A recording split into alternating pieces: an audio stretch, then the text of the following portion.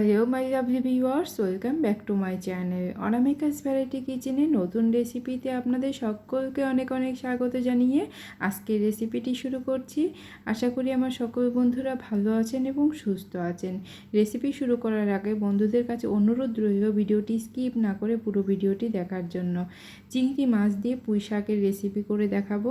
এখানে আমি চিংড়ি মাছগুলোকে পরিষ্কার করে ধুয়ে নিয়েছি। এবার আমি সামান্য একটু লবণ এবং সামান্য হলুদ গুঁড়ো দিয়ে চিংড়ি মাছগুলোকে মেখে আমি কিছুক্ষণ রেখে দিয়েছিলাম। এবার কড়াইতে আমি এদিকে সাদা তেল গরম করতে বসিয়ে দিয়েছি। তেলটা গরম হওয়ার পরে চিংড়ি মাছগুলো দিয়ে দিলাম। এবার চিংড়ি মাছগুলো দিয়ে খুব বেশি সময় কিন্তু ভাজবো না, জাস্ট আমি 25-30 সেকেন্ড টাইম মতো চিংড়ি মাছগুলো ভেজে নিয়েছি। মাছ ভাজা ওই তেলের মধ্যে আমি আরেকটু তেল অ্যাড করে দিয়ে তার মধ্যে আমি দিয়ে দিলাম শুকনো লঙ্কা ছিঁড়ে আর পাঁচফোড়ন। তারপর আমি কয়েক সেকেন্ড অপেক্ষা করে আমি এখানে সবজিগুলো দিয়ে দিলাম। এখানে আমার ঘরে যা যা সবজি ছিল সব রকম সবজি আমি এখানে দিয়েছি। আলু, পটল, কুমড়ো, যা যা সবজি আপনার ঘরে থাকবে, ঝিঙে, সমস্ত রকম সবজি দিয়ে দিয়েছি। আপনাদের পছন্দ মতো সবজি এখানে দিতে পারেন। তারপরে গাঁটি কচু, সমস্ত রকম সবজি আমার ঘরে যা যা ছিল সব রকম সবজি আমি এখানে দিয়ে দিয়েছি। খুব ভালো করে নাড়াচাড়া করে নিলাম। এবার পুঁই শাকের ডাঁটাগুলো আমি একই সাথে দিয়ে দিলাম। পুঁই শাকের ডাঁটাগুলো সেদ্ধ হতে একটু টাইম লাগে, কিন্তু শাকগুলো কিন্তু টাইম লাগে না সেদ্ধ হতে। আর শাক যদি প্রথমের দিকে দিয়ে দেওয়া হয়, শাক কিন্তু বেশি রান্না হলে শাকের গুণাগুণ থাকে না, তাই শাকটা কিন্তু প্রথমের দিকে দেবেন না, যেহেতু শাক সেদ্ধ হতে বেশি একটা টাইমের প্রয়োজন পড়ে না, ডাঁটাটা সেদ্ধ হতে একটু টাইম লাগে। তো আমি স্বাদ মতো লবণটা দিয়ে খুব ভালো করে নাড়াচাড়া করে গ্যাসের ফ্লেমটাকে মিডিয়ামে রেখে ঢাকা দিয়ে দিয়েছি। 5 মিনিটের জন্য আমি ঢাকা দিয়ে দিয়েছিলাম। এবার আমি ঢাকনাটা খুলে খুব ভালো করে এবার নাড়াচাড়া করে দেব। সবজি থেকে যে জলটা বেরিয়েছে এই জলটা দিয়েই কিন্তু পুরো সবজিটা সেদ্ধ হয়ে যাবে। এই রান্নাটায় আমি কোনো রকম জল ব্যবহার করব না। এই রান্নাটা জল না ব্যবহার করে সবজির জলে যদি সমস্ত সবজি সেদ্ধ হয়ে যায় তাহলে কিন্তু রান্নার টেস্ট অনেক ভালো আসে। দিয়ে দিলাম আমি বেশ কিছুটা আদা বাটা, আর দিয়ে দিলাম আমি পরিমাণ মতো হলুদ গুঁড়ো।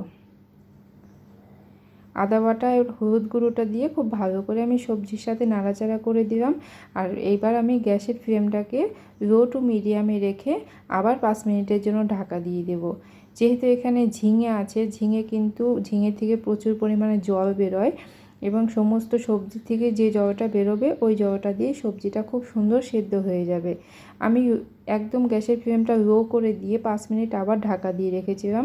দেখতেই পাচ্ছেন সবজির জলে কিন্তু সবজিগুলো খুব সুন্দর সেদ্ধ হয়ে গেছে, দেখে নিশ্চয়ই বুঝতে পারছেন। এবার আমি এখানে দিয়ে দেব শাকগুলো। যখন এই সবজিগুলো সব সেদ্ধ হয়ে যাবে সেই সময় এই পুঁই শাক পাতাগুলোকে যে কেটে রেখেছিলাম আমি সেটা দিয়ে দিলাম।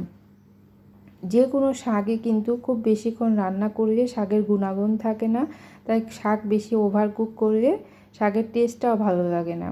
আবার আমি গ্যাসটাকে মিডিয়ামে করে দিয়েছি, দিয়ে আবার আমি একটু ঢাকা দিয়ে দিয়েছিলাম, কেননা শাকগুলো দিয়ে কড়াইয়ের মধ্যে নাড়তে অসুবিধা হচ্ছিল, তাই কিছুক্ষণ ঢেকে রাখলে এরকম কিছুক্ষণের মধ্যে নরম হয়ে যাবে, তারপরে নাড়তে বেশ সুবিধা হবে। দেখুন শাকের থেকেও কিন্তু খানিকটা জল বেরিয়েছে।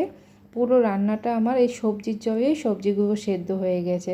আপনারাও চেষ্টা করবেন গ্যাসের ফ্লেমটাকে লো হিটে রেখে সবজিগুলোকে সেদ্ধ করে নেওয়ার। আবার আমি লো হিটে রেখে আবার 3-4 মিনিটের জন্য ঢাকা দিয়ে দিয়েছিলাম।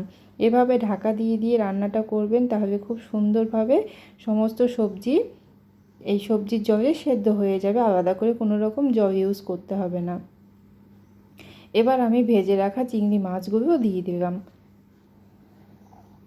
যে কোনো সবজি রান্নাতেই কিন্তু আলাদা করে যদি জল না দিয়ে সবজিগুলো রান্না করা হয় সেই সবজির টেস্ট কিন্তু অনেক ভালো আসে। গ্যাসের ফ্লেমটাকে লো হিটে রেখে রেখে রান্নাটা একটু টাইম নিয়ে করবেন, দেখবেন দারুণ লাগে খেতে। এটা টেস্টটাকে বাড়িয়ে দেওয়ার জন্য আমি দিয়ে দিলাম এখানে 1 চামচ চিনি। চিনিটা দিয়ে রান্নার টেস্ট খুবই ভালো আসে, তবে আপনারা যদি পছন্দ না করেন আপনারা নাও দিতে পারেন, তবে দিয়ে কিন্তু বেশ ভালো লাগে।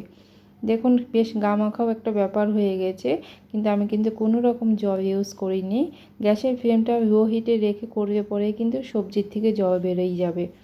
এবার আমি এখানে সবশেষে নামানোর আগে দিয়ে দিলাম ভাজা জিরের গুঁড়ো। আমি গোটা জিরেকে শুকনো খোলায় ভেজে সেটাকে গুঁড়ো করে রেখেছিলাম, সেই ভাজা জিরের গুঁড়োটাকে আমি এখানে দিয়ে দিলাম। এবার খুব ভালো করে আর 2-3 মিনিট আমি একটু নাড়াচাড়া করে তারপর আমি এটাকে নামিয়ে দেব। এটা হয়ে গেছে, আমি সার্ভ করে দিয়েছি। ভিডিওটি শেষ পর্যন্ত দেখার জন্য সবাইকে অসংখ্য ধন্যবাদ। দেখা হবে নতুন কোনো রেসিপির সাথে। সবাই ভালো থাকবেন, সুস্থ থাকবেন, আর অবশ্যই কমেন্ট করে জানাবেন কেমন লাগলো এই রেসিপিটি।